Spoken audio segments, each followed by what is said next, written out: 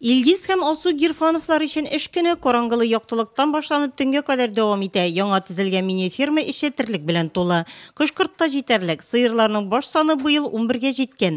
Үткән елганы эшкә күбрәк. Сыерлардан тыш үгезләр, яшь бозаулар да тота Гирфановлар.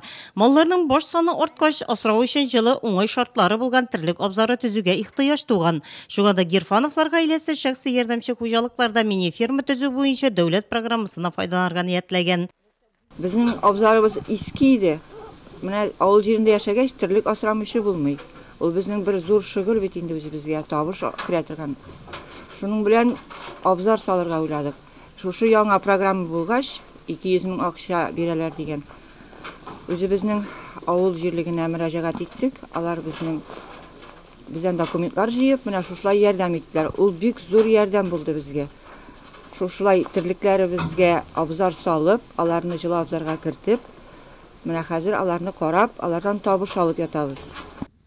Дәүләттән ярдәм булгач Гирфановлар мини-ферманы 1 ел эчендә төзеп куйганнар. Хуҗалар терлекләрне асрау өчен шартларның әйбәт булуына сөенә.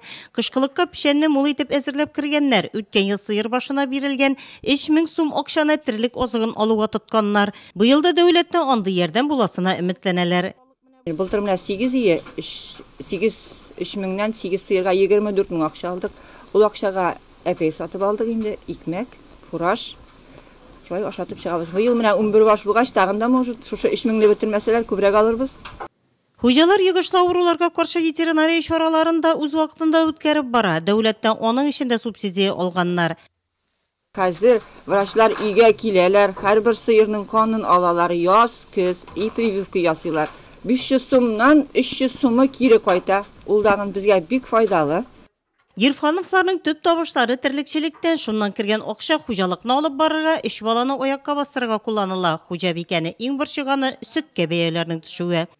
Сөт бәяләре төште хәзер. Ул безгә бит инде табыш, без сөт бәяләре төшмәсә яхшы булыр иде инде. Мини-ферма төзү буенча республика программасы 2015 елдан гамәлдә. 3 ел дәвамында Нурлат районында шәхси ярдәмче хуҗалыкларга төзелеш чыгымнарын каплау өчен дәүләттән 6 миллион 850 мең сум күләмендә субсидия бирелгән. Яңа Иглай авыл җирлегендә үткән ел 4 гаилә мини-ферма төзегән. Һәр хуҗалыкка 200 мең сум акчалата субсидия бирелгән. Җирлектә төзергә теләүчеләр саны быел да шактый. Birinci yılını indi bizning 2 gailәгенә катнашкан иде. Үткән елны бу программалар буенча уже 6 гаилә катнашты.